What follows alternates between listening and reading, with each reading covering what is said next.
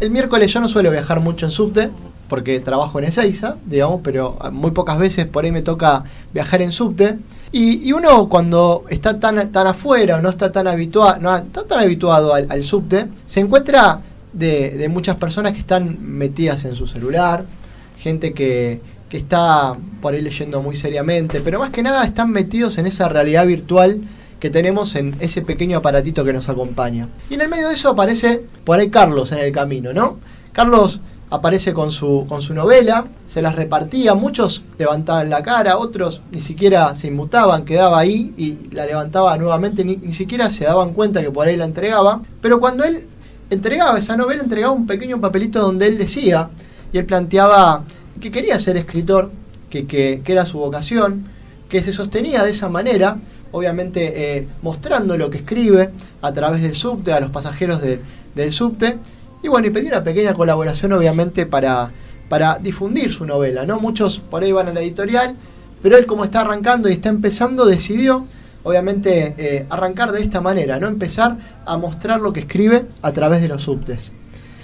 Bueno, y ahí justo le comenté a Carlos de que teníamos este programa, que este programa tiene esta función quizás de difundir, de tratar de que el otro conozca lo que a veces pasa en el metro cuadrado, y muchas veces entre tanto ruido, o como bien decía Nico, entre tanta locura uno va perdiendo de vista, ¿no?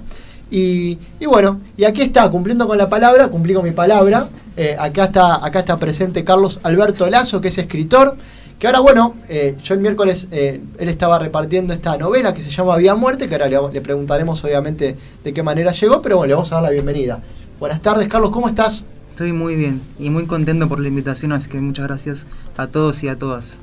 No, por favor, ¿cómo arranca este deseo de ser escritor y cómo pensaste esta manera de difundir tus distintos escritos a través del subte? Bueno, voy a empezar por el deseo de ser escritor, que en realidad no es un deseo. A ver, esto de la lectura y la escritura empezó en mí a los 5 años, de una manera que es tan antigua que ya no recuerdo. Básicamente yo sé que nunca me gustó mucho el ambiente de la plaza, nunca me gustó mucho jugar. En cambio era más bien de revisar los estantes siempre y ver los libros que había. No sé por qué me llamaban la atención. De repente cuando empecé con la lectura me di cuenta que me gustaba mucho. Me sentía cómodo en el terreno de las letras. Entonces empecé a molestar a mis pobres padres para que me compraran los primeros libros. Eran libros inocentes, algunos, infantiles. Después llegaron los de cultura general y ahí empecé a enganchar los primeros temas que me interesaron. El tema de los dinosaurios me fascinó desde un principio. De los egipcios, de los romanos. Tenía un libro que hablaba del misterio del Triángulo de las Bermudas. Me descolocó eso. No podía creer que existieran cosas tan interesantes. Entonces no solo me quedé con la lectura, sino que después empecé con lo que serían los ejercicios escritos. Yo tenía unos cuadernitos y me gustaba, lo más interesante de lo que yo leía, copiarlo en ellos. No sé por qué, por entretenimiento, pero así las cosas me iban quedando, los datos. Y bueno, eso después fue mutando en libros más pesados, en libros ya de filosofía, los literarios también. Y acá estoy. Empecé así, como con mucha inocencia, y acá estoy haciendo lo mismo. Empezó por tu pasión por la lectura, que después contabas, lo transcribías, esas pequeñas partes que por ahí más te gustaban o más te llegaban, lo transcribías vos mismo. ¿Y en qué momento empezaste a sentir ese deseo más fuerte de producir tu propio contenido, digamos, de ser escritor, de vos mismo escribir esas novelas? ¿Te acordás en qué momento te empezó a surgir ese deseo más fuerte? Sí, lo recuerdo. A eso de los 16 o 17 años empezaban a asomar en mí algunas dudas, algunos temores juveniles.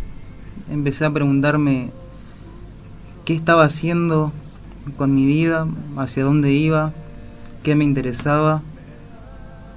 Y como siempre, la escritura me dio la respuesta, los libros me dieron la respuesta, y me di cuenta que me sentía, al cabo de tantos años, me seguía sintiendo muy cómodo en ese terreno. Entonces pensé que ya había leído mucho y que sería interesante leerme a mí, así que empecé a escribir. Muy bien. No sabía muy bien qué al principio, eran cosas más viscerales, como descargos, no era nada serio. Después fueron apareciendo algunas inquietudes más serias que todo ese revoltijo juvenil, ya pertenecientes a lo que puede ser el terreno político. Me empecé a interesar también por otros artistas que ya tenían como una especie de opinión formada sobre el deber del artista como artista y como ser social, y me di cuenta que eso me llenaba mucho más que escribir cosas sin un sentido aparente. Entonces, los cuentos que yo iba haciendo se fueron perfilando hacia otras temáticas, digamos, más completas. Pensaba mucho en los argumentos, ya me interesaba mucho lo que yo pude llegar a decir y lo que el otro podía llegar a leer. Es que sí, creo que a los 17 o 18 ya empecé con esto. Y arrancó este camino de escribir, y me imagino que también esa necesidad de empezar a compartirlo con el otro, ¿no? Sí, bueno, eso fue un poco por casualidad y fue bastante raro como se dio. Era el verano de 2015. Yo estaba de vacaciones con mi familia y con mi novia de ese momento en la costa.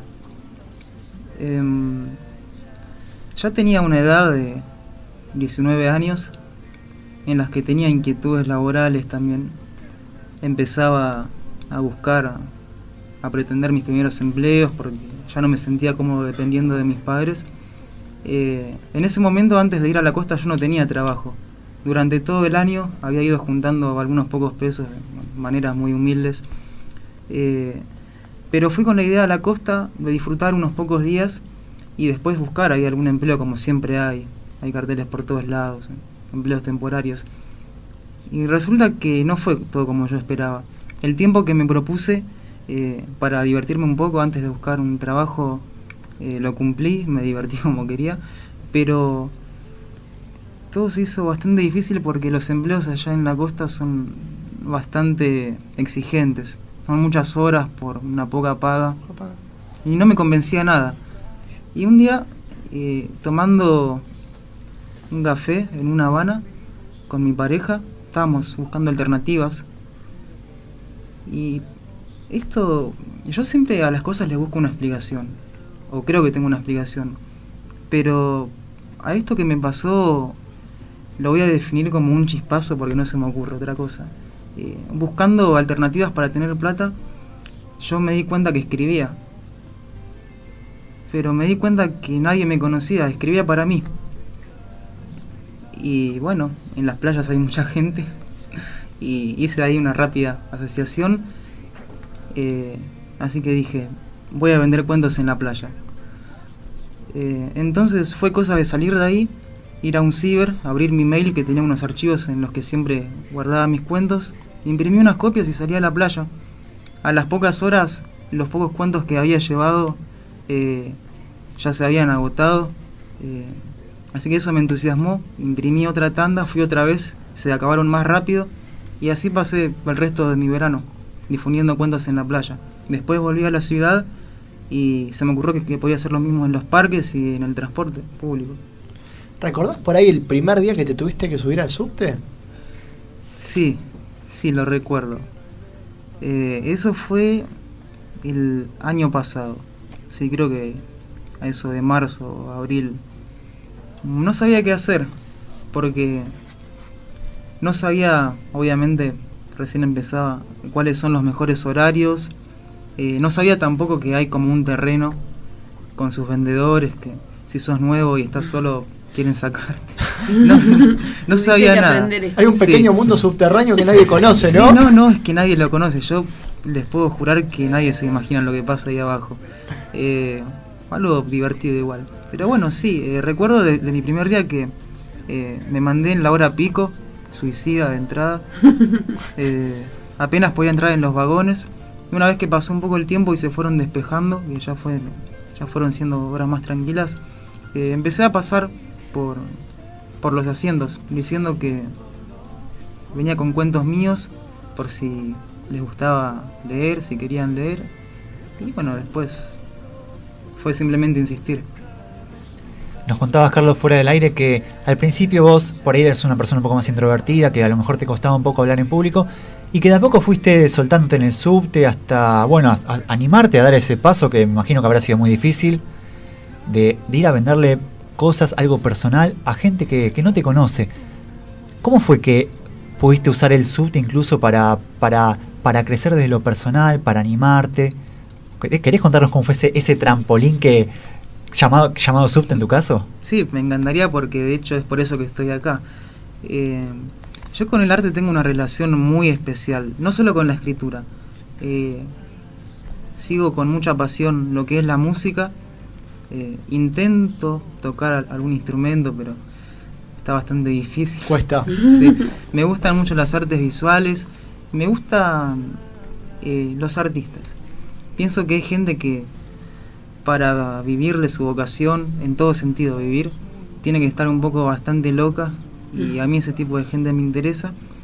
Así que bueno, en lo que es mi relación con el arte, yo siempre sentí, aún en los primeros pasos y hoy más que nunca, que no solo me ayudaba a descargar ciertas inquietudes, a ver mejor ciertas cuestiones, sino que también me ayudaba en mi forma de manejarme en el mundo.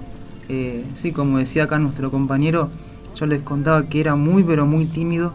En mi juventud sigo siendo joven, ¿no? Pero un poco más atrás. Era tremendo y no podía hablar con nadie, no podía mirar a nadie a los ojos, y se mantuvo esa tendencia por mucho tiempo, hasta estas épocas de empezar a vender los cuentos en la playa. Ahí, quisiera o no quisiera, tenía que pararme enfrente de gente desconocida y contarle algo que quizás le interesara, quizás no, soportar las reacciones positivas, negativas, la indiferencia. Entonces, bueno, digamos que ya cuando llegó el momento del subte estaba bastante curtido, pero sí. Me imagino que en el subte deben pasar situaciones muy, pero muy paradójicas, muy, si se quiere, muy desopilantes. Me imagino que te habrá pasado alguna situación que recordás que obviamente decís, bueno, esto me queda para el recuerdo, porque te cruzás con un montón de personas, transitan todo lo que es el mundo subterráneo, y me imagino que habrás tenido distintas reacciones frente a esta propuesta que vos hacés, que no vendés un producto, digamos, estás compartiendo arte, digamos. ¿Recordás algún que otro momento así que hayas vivido en el subte que decís, bueno, esto me quedó de recuerdo? A ver, no sé si tanto en el subte. Ahí es todo bastante efímero y comprimido, pero sí en otro de los ámbitos en los que yo vendo, que son los parques, principalmente el Parque Centenario. Me pasó de conocer a una joven, ¿sí? Una chica, a la que le dejé uno de mis cuentos, y me acuerdo que lo recibió con mucho interés cuando le conté lo que hacía. Yo lo que suelo hacer cuando estoy en los parques es ir como por metros, a una distancia de algunos metros, pasar por un grupo de entre 5 o 10 personas para que no se disperse tanto la cuestión, y después de un par de minutos vuelvo a pasar. No hay siempre tiempo de que alguien pueda leer algunas líneas y vea si le interesa, si no. Entonces, bueno, le dejé el cuento a esta chica, me pasé y me dijo que tenía un proyecto de una revista. Ya tenía una revista en conjunto con otras personas, y me preguntó si me interesaría publicar. Le dije que sí, y simplemente por esa aceptación a colaborar, al poco tiempo viajé a Uruguay a exponer cuentos míos. Mirá vos. Sí, a Montevideo, recuerdo. Sí, me fui 2 días, estuve en un hotel muy lindo que era como una casa antigua reconvertida, y bueno, fue bastante sorpresivo. Fue mi primera exposición al público, por así decirlo. No fue acá, fue en Uruguay, y sin esperarlo ni proponérmelo. ¿Hay algún cuento que por ahí de los que hayas escrito que te haya dado más satisfacción que otro? ¿O todos están por ahí en el mismo grado, digamos, de satisfacción? Sí. Recuerdo con mucho, pero mucho cariño, un cuento que se llama... ¿cómo es? A ver, hay mucho. Uy, te metí en un... Para. Justo en... Es el Anónimo, ahí está. El Anónimo. Sí, se llama así el cuento, El Anónimo. Bueno, básicamente lo recuerdo con mucho cariño por sobre los anteriores e incluso algunos posteriores, porque es un cuento que me puso en una encrucijada que después siguió en la realidad. Y yo lo que hacía hasta hace un par de años era que mis cuentos no respondieran tanto a lo que pasaba afuera como si a lo que me pasaba adentro. La surrealidad era la mía. Y de repente pienso que más que nada por eso la gente no se habrá identificado mucho con lo anterior, porque muchos comentarios no me llegaban. Pero cuando salió ese cuento, ¿les puedo comentar un poco sobre qué trata? Sí, por supuesto. Te iba a preguntar. No te queremos preguntar porque por ahí nos quieren contar para que la gente... Más o menos. Sí. Bueno, básicamente ese cuento habla sobre un joven que llega un día a la línea D de subte. Tiene una vestimenta bastante exótica que de repente creo que contrasta mucho con lo que podemos llegar a ver en el subte o en la calle o en cualquier lugar. Bueno, ya con esa vestimenta así, con un aura bastante libre, suelta, prendida. Y no viene solo, viene con un morral donde guarda muchos mensajitos de su autoría que él dice son literarios. Pero no solo son literarios, sino que también son políticos. Él lo que dice es que hay un psicoanalista, que se llama Ulloa, que habla de que en estos tiempos de barbarie y distanciamiento, la ternura es un acto esencialmente político, como una especie de afrenta de principios ante todo eso.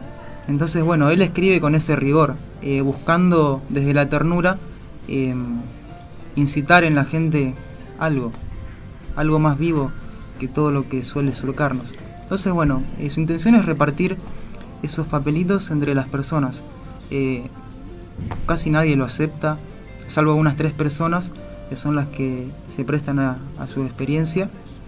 Y entonces, bueno, después el cuento seguirá su curso y todo lo que yo pueda decir ya es más lo que pasa que de lo que trata. Pero la génesis es esa, y a mí me interesó por lo siguiente.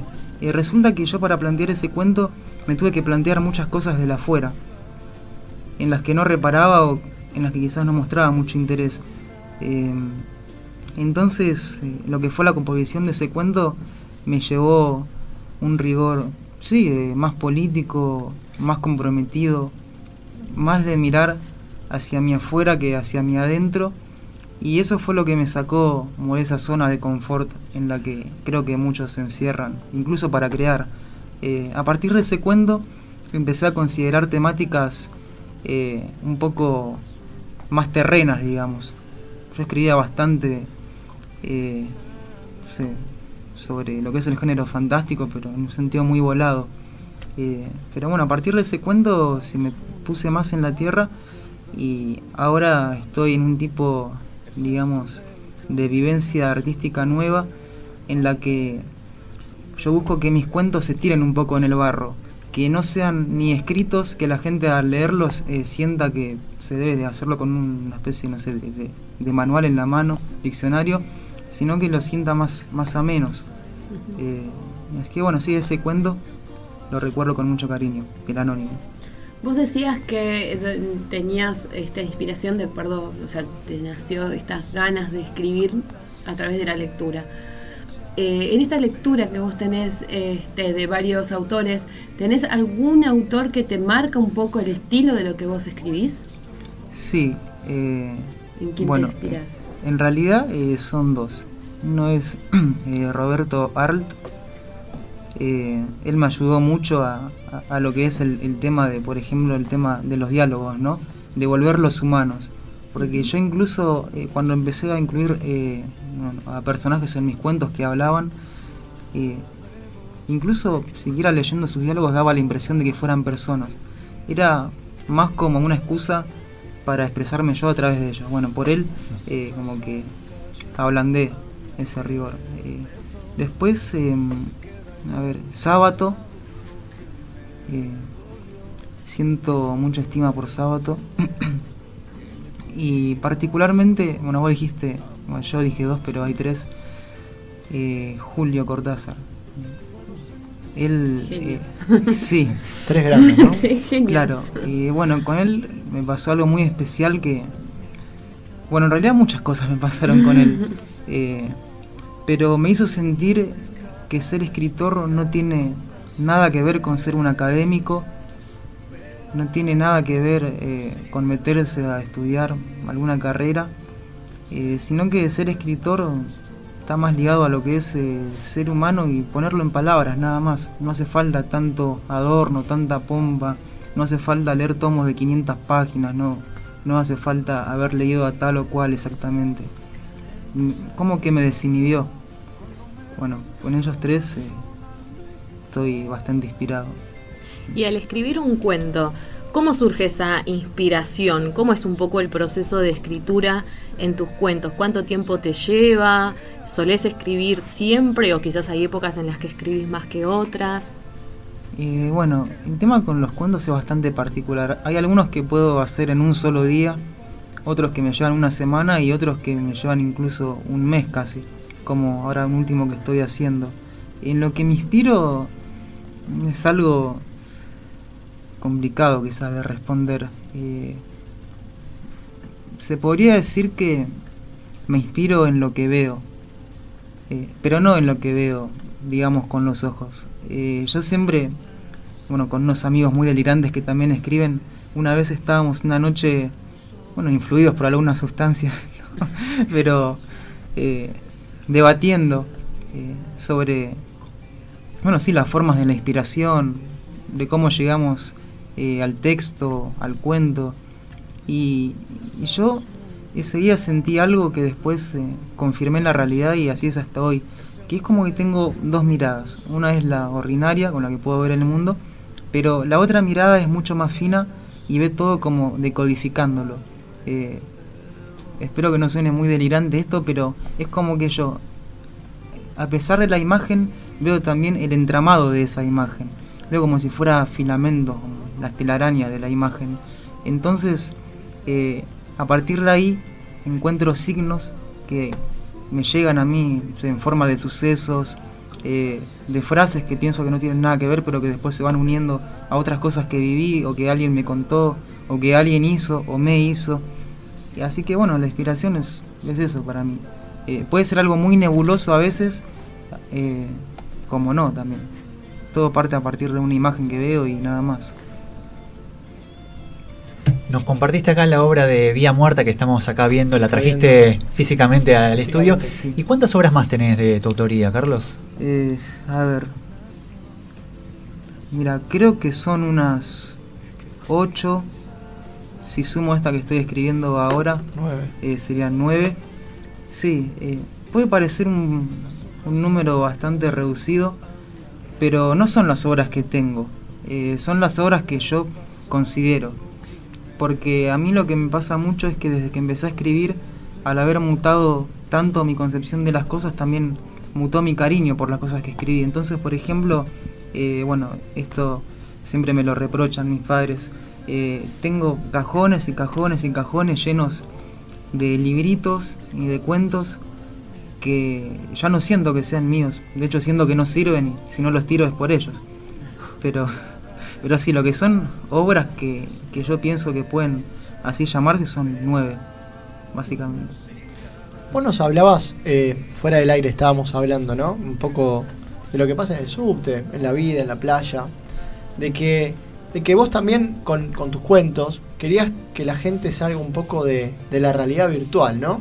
Que muchas veces está tan metida, tan sumergida y se va perdiendo esto del contacto con el otro, el contacto con la mirada, el abrazo, en la charla, digamos, todo hoy en día está mediatizado por el teléfono, por la tablet, por muchos medios técnicos, ¿no? Que fueron apareciendo en este último tiempo. ¿Cómo lees hoy esta sociedad tan mediatizada y qué querés aportar vos con tu obra, con todo lo que estás haciendo en los distintos por ahí medios de transporte? Bueno. Te maté, ¿no? Perdón, pero... No, es que en realidad no, esas preguntas me gustan. Voy a tener que controlarme para poder ser concreto. Nosotros acá te controlamos con el tiempo, sabemos... pero... a ver, ¿cómo veo a la sociedad? Bueno, Es una pregunta... Pero viste desde el encuentro, digamos, ¿no? Desde el encuentro, desde lo social, sí, digamos. Sí, bueno, sí, nada, como decías vos, al estar yo en los subtes más que nada, estoy muy habituado a ver cómo la gente viaja con una cara como de zombie a veces. Otros que simplemente te apartan con la mano como si pararan un taxi. Son cosas que me duelen porque, a ver, a pesar de mis 22 años, o sea, es una franja en la que se supone las tecnologías penetran en los jóvenes, a mí eso no me ha pasado. No sé si es por este ritmo de vida que llevo de chico, pero no solo que lo tecnológico no me influye de ninguna manera, sino que me irrita un poco, porque no me gusta vernos a todos tan absorbidos. Entonces, lo que es mi movida de los cuentos tiene un propósito siempre. Ante todo, yo creo que es muy valioso que el escritor, o sea, ya no estoy hablando de mí, sino que el escritor, que es alguien a quien se lo imagina uno, no sé, con una máquina de escribir en un cuarto oscuro, en un escritorio, sin ver a nadie. Pienso que es muy importante que sea el escritor quien se ponga delante de su obra y la ofrezca. No solo que la ofrezca, sino que se ofrezca. Para mí son cosas que van de la mano.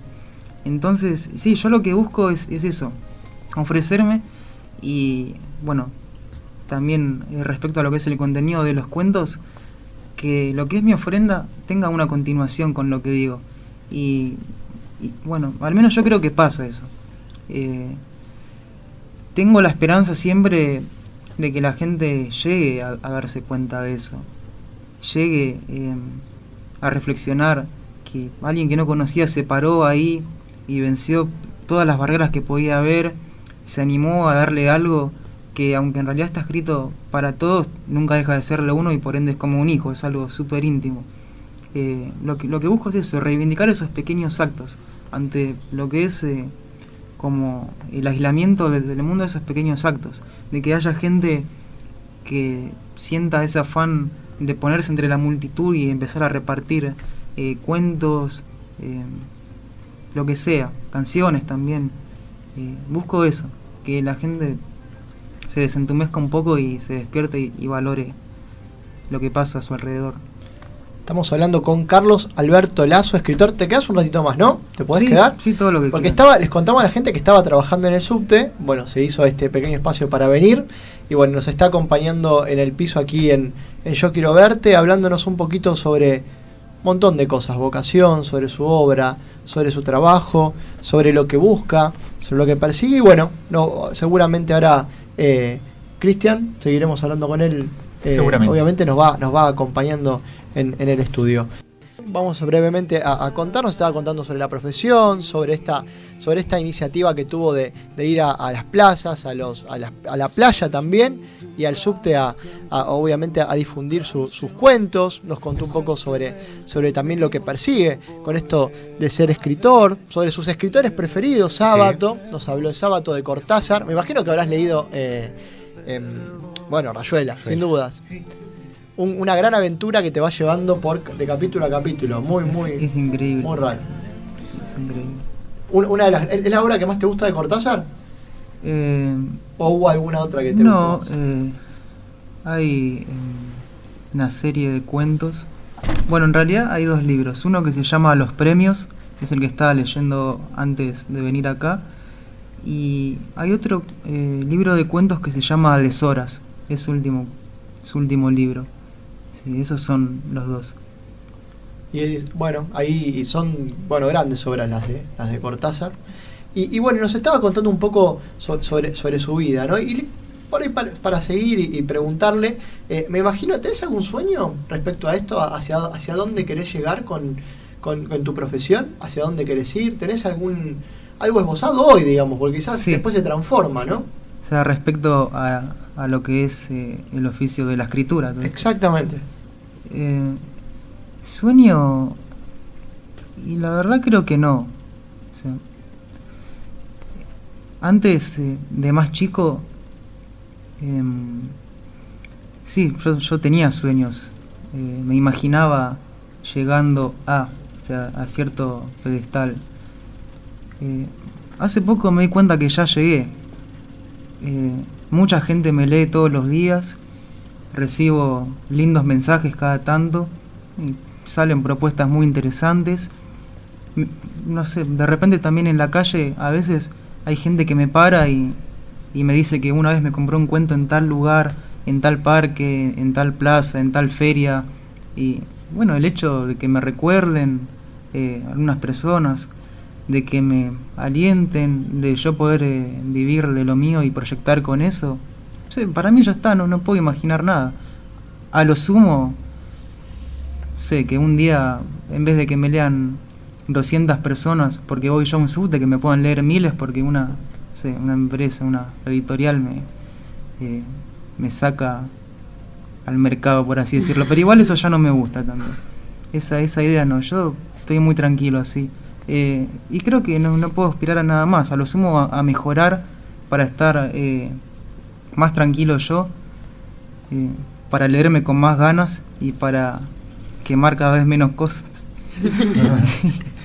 Y bueno, no, la verdad es algo sencillo. Mis sueños pasan por otros senderos. Muchas gracias, Carlos, por haber venido, por haber compartido la mesa de Yo Quiero Verte. Y bueno, espero que no te pierdas, que te quedes por ahí dando vuelta, y seguramente, bueno, estaremos sabiendo y teniendo las novedades tuyas de tus cuentos.